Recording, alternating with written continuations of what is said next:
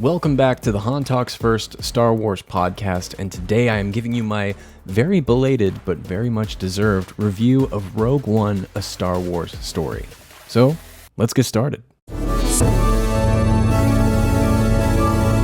who talks first? You talk first? I talk first. So the reason I'm doing a review for Rogue One now is because I just got back from watching the IMAX re-release of the film as they're gearing up for Andor. And of course, they played some early footage, some extended scenes from the show that I'm going to share with you a little bit more about here as well.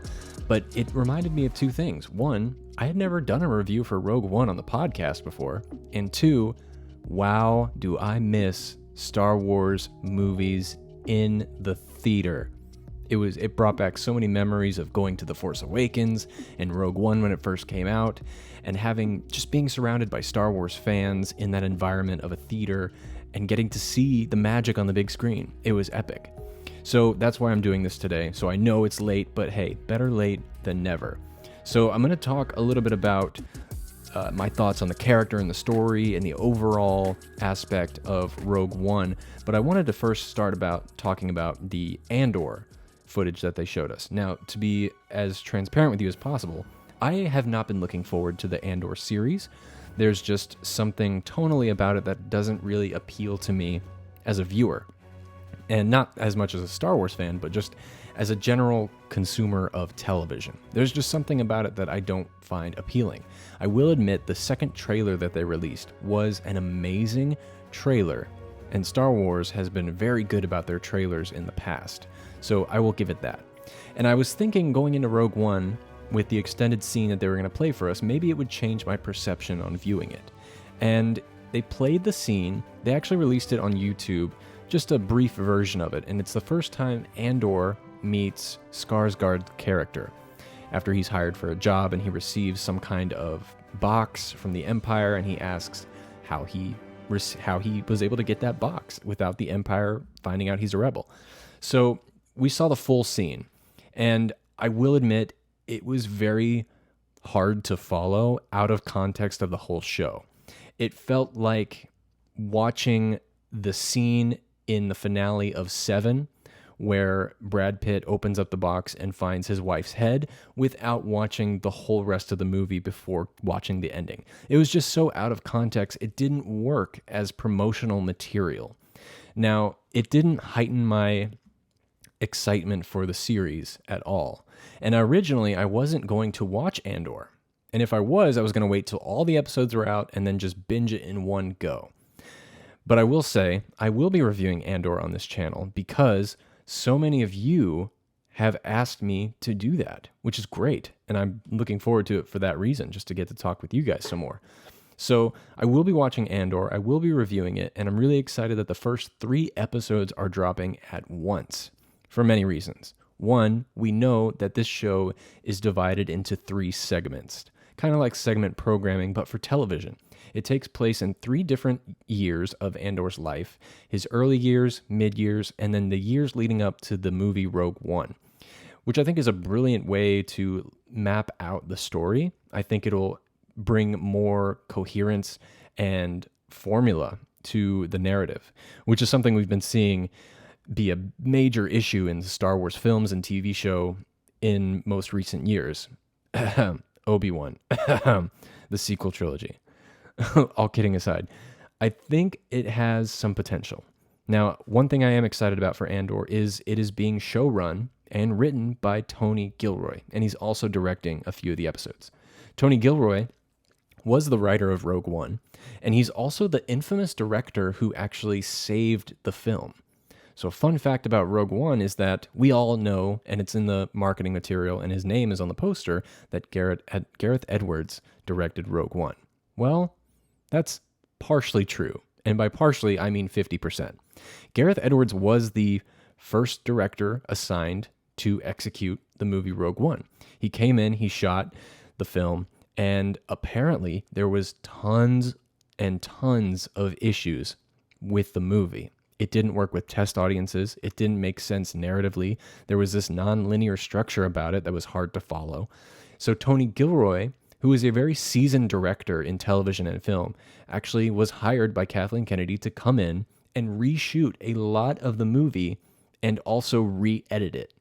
So Tony Gilroy is the uncredited, unsung hero of Rogue One, a Star Wars story. So him transitioning into the TV show is very promising because he wrote these characters. And he may not be a massive Star Wars fan, but he's a massive Rogue One fan. And to see him get to expand on the lore that he's created, I think that's definitely the route to take.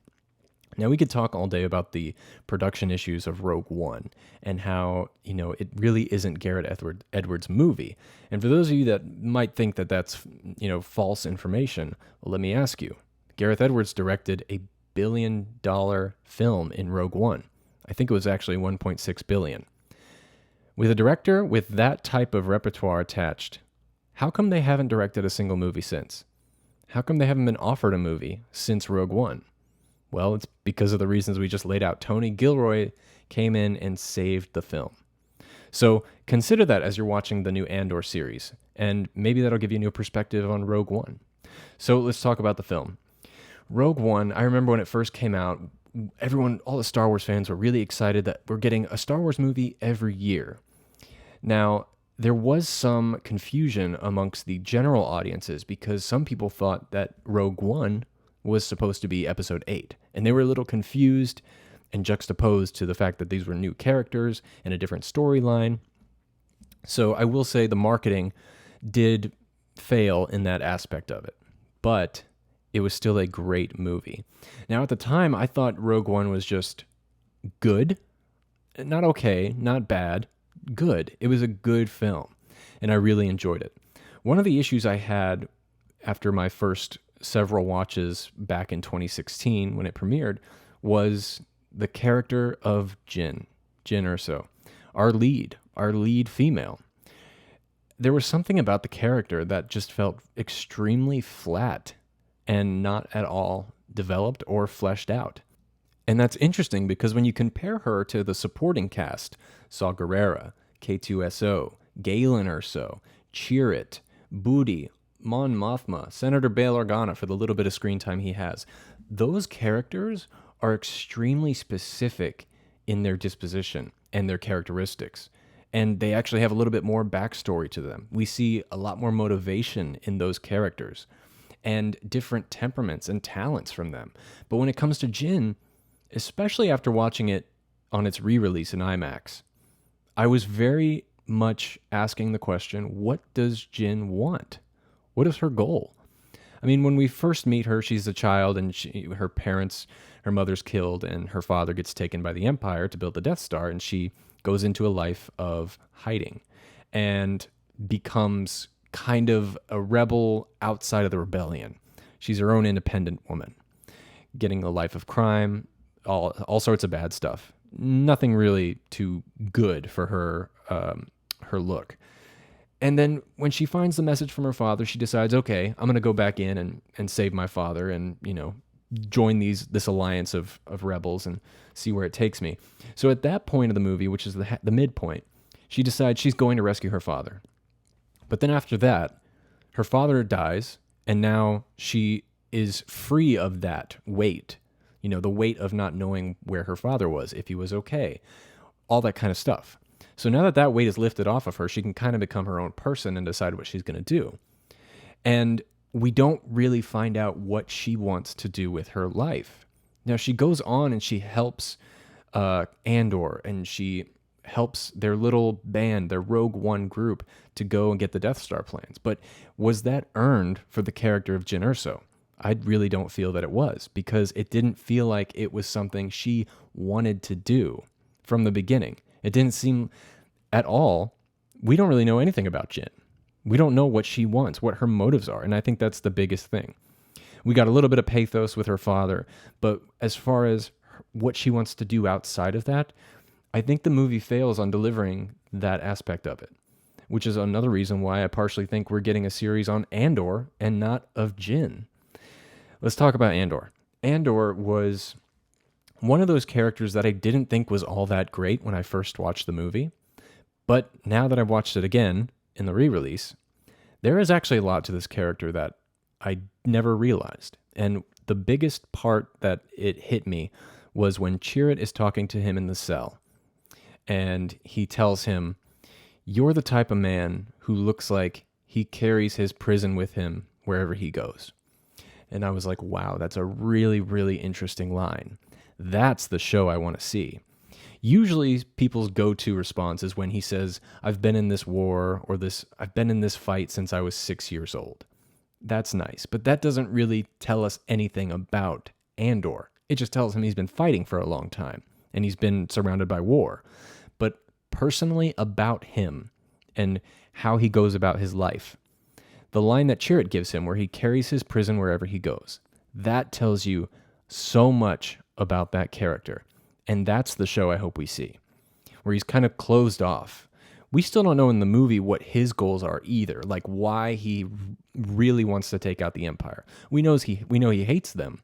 We know he's been oppressed by them since he was 6 years old, but what specifically, we don't know. Did they kill his parents?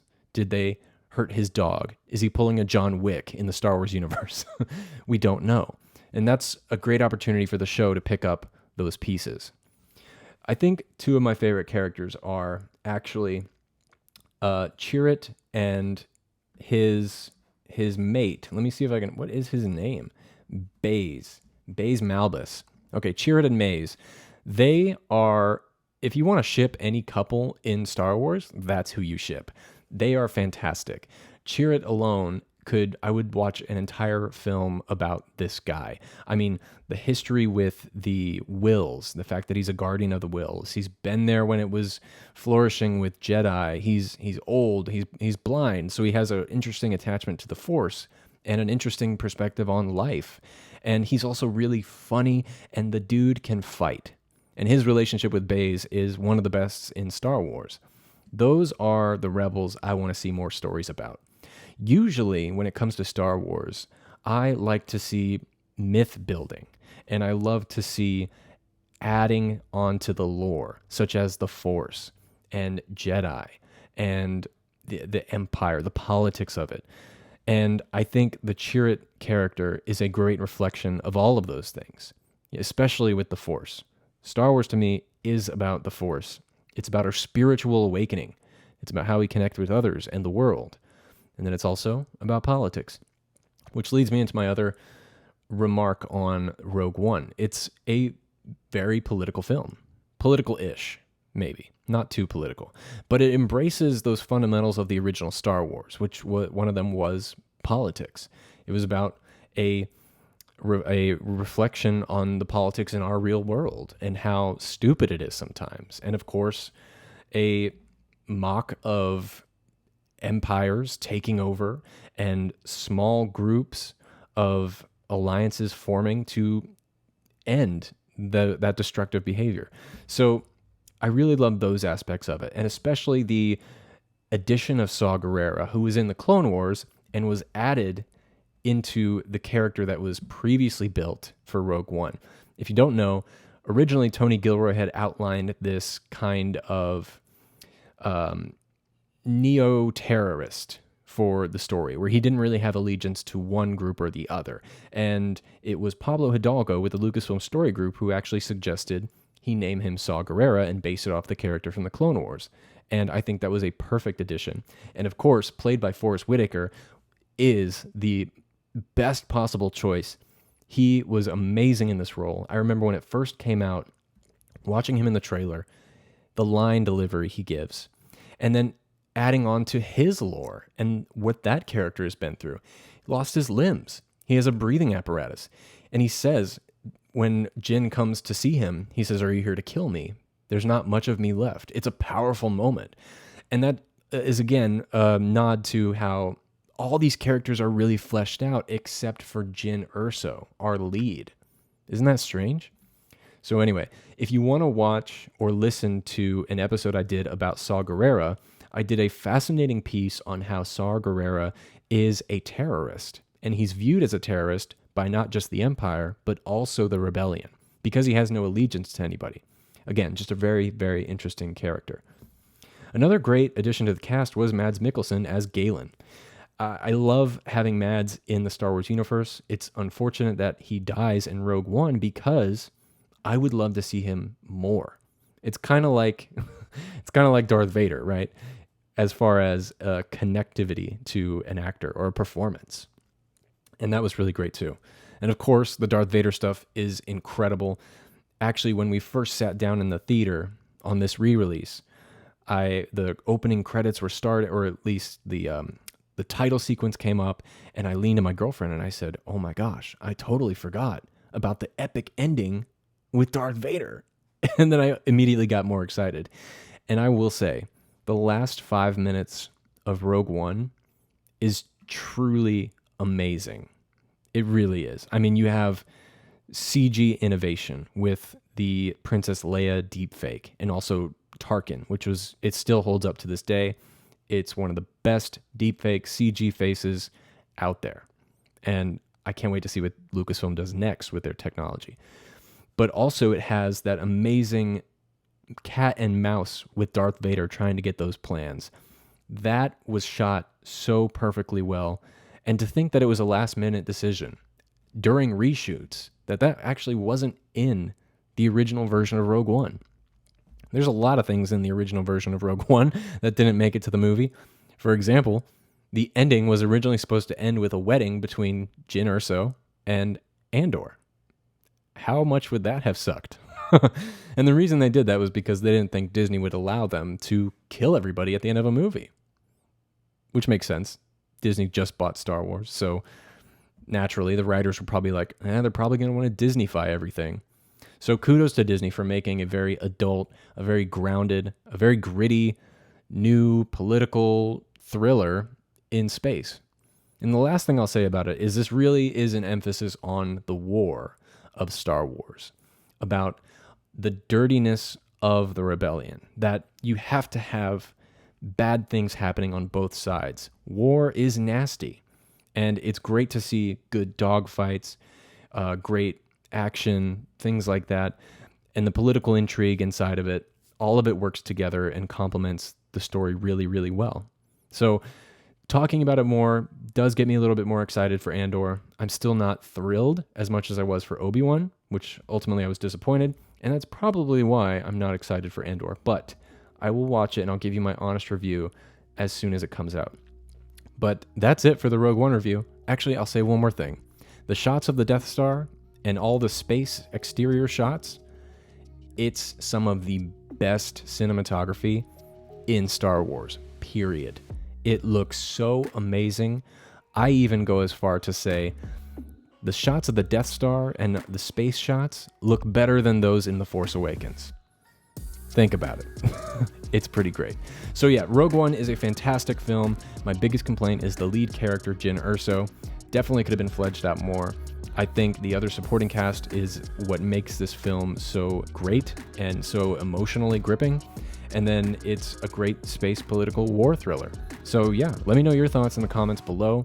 Be sure to leave a like on this, or just let me know your thoughts, and check out other great episodes coming in the future on Han Talks First. So now everyone, somehow, someway, somewhere this week, may the Force be with you. So